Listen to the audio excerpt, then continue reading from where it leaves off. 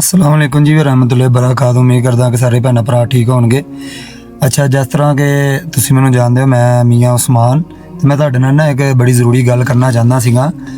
ਤੇ ਤੁਹਾਨੂੰ ਪਤਾ ਕਿ ਵੀਡੀਓ ਦੇ ਵਿੱਚ ਮੈਂ ਖੁਦ ਨਹੀਂ ਆਂਦਾ ਹੈਗਾ, ਮੇਰਾ ਫੇਸ ਬਹੁਤ ਜਗ੍ਹਾ 'ਤੇ ਨਾ ਨਹੀਂ ਆਂਦਾ ਹੈਗਾ ਕਿ ਮੈਂ ਉਸ ਤਰ੍ਹਾਂ ਹੀ ਵੀਡੀਓ ਬਣਾਉਂਦਾ, ਤੁਹਾਨੂੰ ਪਤਾ ਹੀ ਆ ਸਾਰਿਆਂ ਨੂੰ।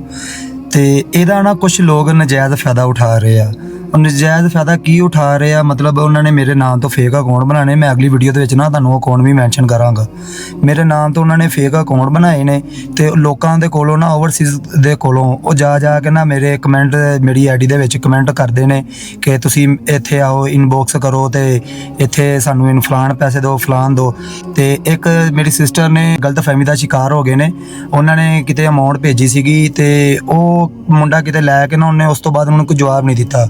ਹੁਣ ਉਹਨਾਂ ਨੇ ਕਿਤੇ ਮੇਰੀ ਰੀਅਲ ਆਈਡੀ ਤੇ ਆਈ ਨੇ ਤੇ ਉਹ ਰੀਅਲ ਆਈਡੀ ਤੇ ਆਣ ਕੇ ਤੇ ਉਹ ਮੈਨੂੰ ਕਹਿੰਦੇ ਨੇ, ਉਹਨਾਂ ਨੇ ਮੈਨੂੰ ਸਕਰੀਨਸ਼ਾਟ ਵੀ ਦਿਖਾਇਆ ਕਿ ਬਾਈ ਆ ਦੇਖੋ ਮੈਂ ਤੁਹਾਨੂੰ ਇੰਨੇ ਪੈਸੇ ਭੇਜੇ ਨੇ।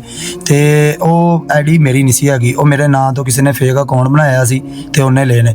ਮੈਂ ਤੁਹਾਨੂੰ ਸਾਰਿਆਂ ਨੂੰ ਅਗਾਹ ਕਰਨਾ ਚਾਹੁੰਦਾ ਕਿ ਮੈਂ ਅੱਜ ਤੀਕਰ ਕਦੀ ਕਿਸੇ ਦੀ ਆਈਡੀ ਦੇ ਵਿੱਚ ਜਾ ਕੇ ਕਦੀ ਕਿਸੇ ਨੂੰ ਕਮੈਂਟ ਨਹੀਂ ਕੀਤਾ, ਨਾ ਹੀ ਮੈਂ ਕਦੀ ਆਪਣਾ ਜਿਹੜਾ ਵਾ ਕਿਸੇ ਨੂੰ ਕਿਹਾ ਵਾ ਪਰਸਨਲੀ ਤੌਰ ਤੇ ਕਿ ਮੈਨੂੰ ਪੈਸੇ ਚਾਹੀਦੇ ਆ, ਮੈਨੂੰ ਦਿਓ।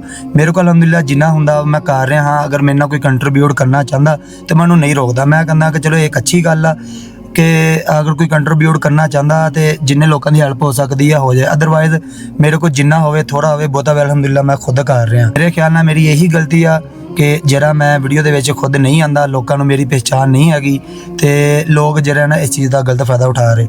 ਤੇ ਅਗਰ ਕੋਈ ਮੇਰਾ ਉਹ ਭੈਣ ਭਰਾ ਮੇਰੀ ਗੱਲ ਸੁਣ ਰਿਹਾ ਕਿ ਜਿਹਨੇ ਮੇਰੇ ਨਾਂ ਤੋਂ ਫੇਕ ਅਕਾਊਂਟ ਬਣਾਏ ਨੇ ਤੇ ਲੋਕਾਂ ਕੋਲੋਂ ਪੈਸੇ ਲੈਣ ਵਾਸਤੇ ਮੈਸੇਜ ਕਰਦਾ, ਤੇ ਮੈਂ ਉਸ ਭਾਈ ਨੂੰ ਵੀ ਕਹਿਣਾ ਚਾਹਾਂਗਾ ਕਿ ਭਾਈ ਕਿ ਯਾਰ ਤੁਹਾਡੇ ਦਿਲ ਦੇ ਵਿੱਚ ਕੋਈ ਖੁਦਾ ਖੌਫੀ ਨਹੀਂ ਹੈਗੀ, ਤੁਸੀਂ ਕਿਉਂ ਇਸ ਤਰ੍ਹਾਂ ਦੇ ਕੰਮ ਕਰਦੇ ਹੋ? ਤੁਸੀਂ ਹੋਣ ਤੇ ਕੋਈ 10-20 ਹਜ਼ਾਰ ਦੀ ਲਾਲਚ ਦੇ ਵਿੱਚ ਇਹ ਕੰਮ ਕਰ ਲੋਗੇ, ਲੇਕਿਨ ਅੱਗੇ ਜਾ ਕੇ ਤੁਹਾਡੀ ਜਿਹੜੀ ਪਕੜ ਆ ਨਾ ਉਹ ਬੜੀ ਸਖਤ ਹੋਣੀ ਹੈ।